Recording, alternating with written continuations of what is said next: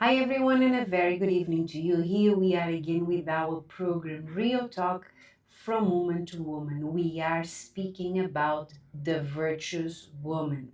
We are learning how to be this woman that sometimes when we read, it seems like impossible. Who is like this woman?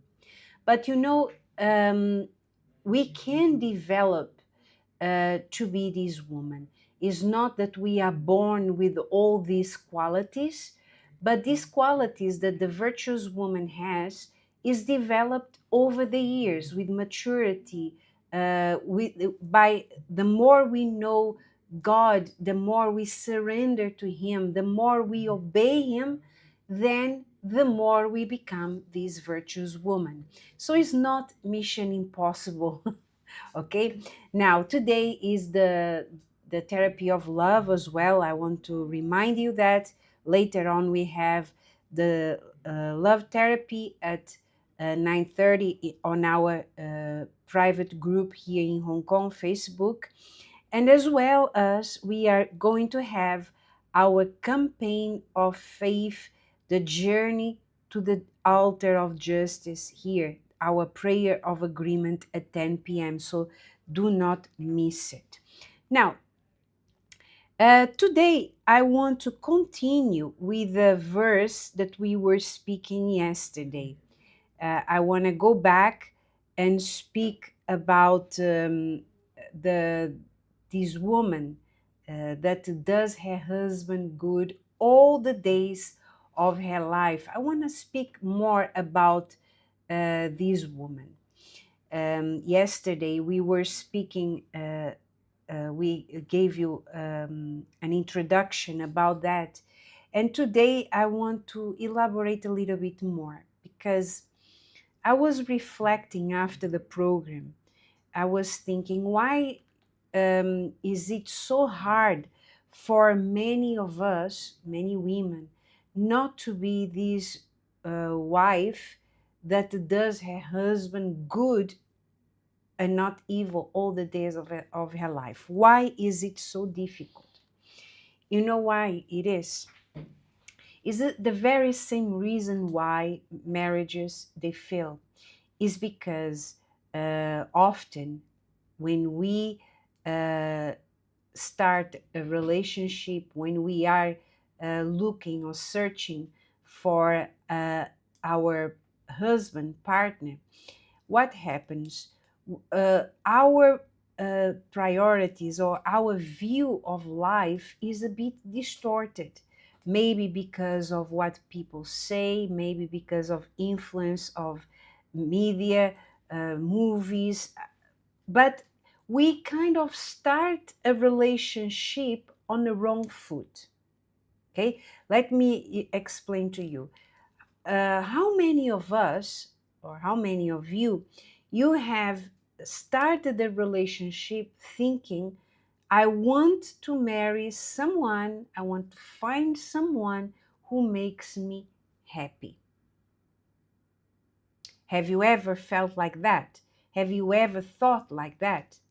Well, if so, that I'm here to tell you that that's the very reason why you are frustrated in your marriage, because you had an ideal, you had this idea, you imagine your husband to be like, I don't know who, a person, a character of a movie or in a soap, and you idealize that for your life, and when reality sinks in, you see that he is not like you have imagined.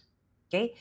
And that's where problems they start, because then you start to kind of pay with the same coin. I don't know if there is this expression, but you start to treat him the way he treats you.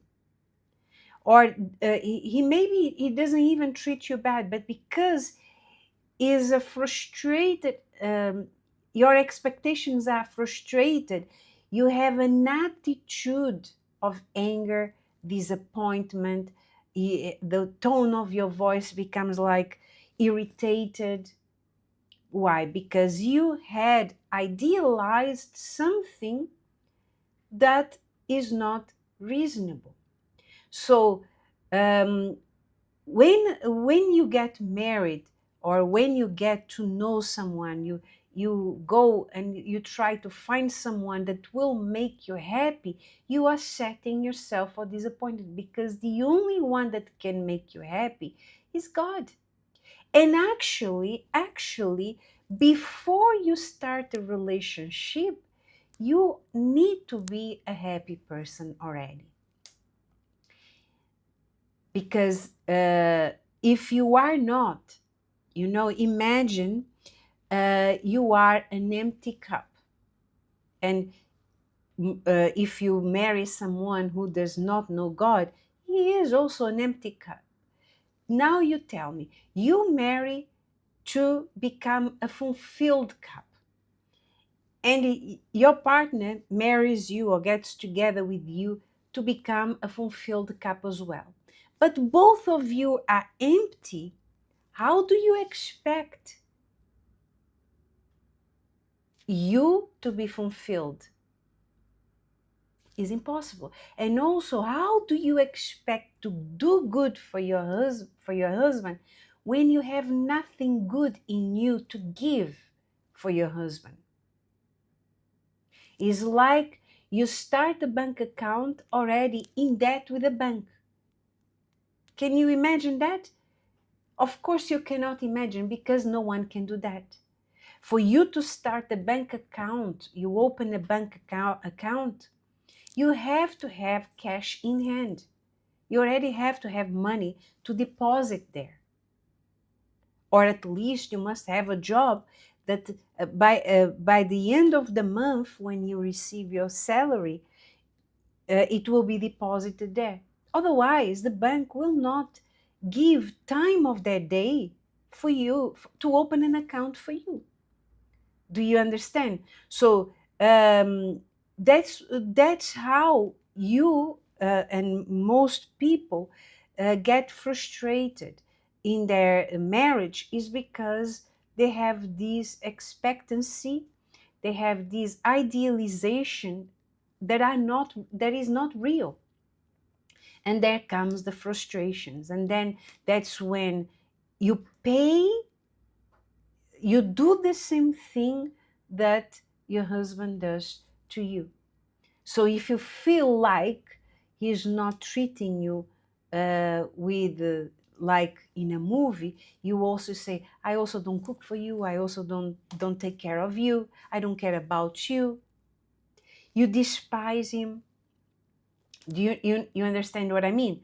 So in order for you to be able to give good to him, you have to have good in you. It's impossible to give good if God is not in you. Reminding you that Jesus said one day, someone approached him and said, "Good master." And then Jesus replied him like this, no one is good except God. Right? So making people understand that uh, in us, we don't have this ability to be good. In order for us to be good, we must have God inside of us. We must be people of God, people of character, and so that we can do what Jesus would do. You know what I mean? So if you want to be happy in your love life, in your marriage, don't look, if you are single, don't go and look for someone that will make you happy. Start to imagine ways of you making your future husband happy. This week I was watching an interview, a short interview with Mrs. Esther, the wife of Bishop Macedo. And she was speaking something so good, so that portrays that exactly what we are talking about. When she got married, or before she got married, even before she found Bishop Macedo, uh, even she knew him, before she knew him, she would imagine as a young lady, a teenager, as a young lady, she would imagine the day she would be married, how good she was going to be for him. She imagined herself taking care of his clothing. She imagined herself cooking. She imagined herself taking care of the house, being a good wife. You know what I mean? She imagined not, oh, let me see, I want a man like this, like the other, to make me happy, to fulfill my dreams. No, she was the dream of a man of God. She wanted to, she was already the dream of a man of God. So she was visualizing how to look after her future husband. And she didn't imagine that she would be doing this for the bishop. No. Remember that the church only started years after they were married, when both of his daughters were already born. So it was not about her doing this for a man of God, like a pastor, a bishop. No, she did it. She was imagining to do this for a man that God would entrust in her hands, so that she would please God, and at the same time give no reason for her husband to put a blame on her.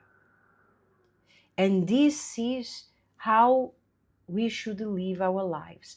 This is how you, single lady, you should live your life, thinking of ways how to make your future husband happy, preparing yourself for that day in all aspects, physically. Learn to do things with quality, to cook, learn to take care of a house properly, learn how to be a woman of God. Take the word of God and see how the women of God in the Bible behaved, what was their attitude, and copy them to please God first of all.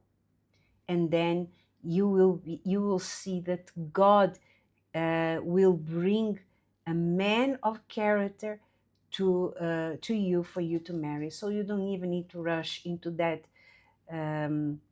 yourself. You don't need to do much. You know what I mean? You don't need to copy the world, the way they attract men for their life, because the ways of God are far greater than that. Okay, well, that's all I would like to share with you today, reminding you that if you want, you can share this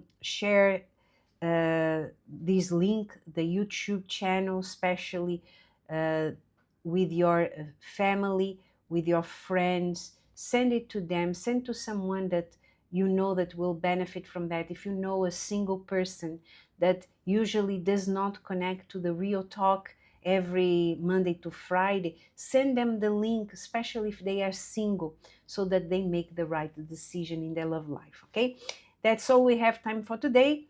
Now, coming up next is our love therapy. Stay tuned, 9:30 in our private group, and again after our prayer of agreement at 10 p.m. May God bless you, and I will see you again here at the same time tomorrow. Bye-bye now. Has this program been of help for you? Feel free to share with someone who also will benefit from watching it.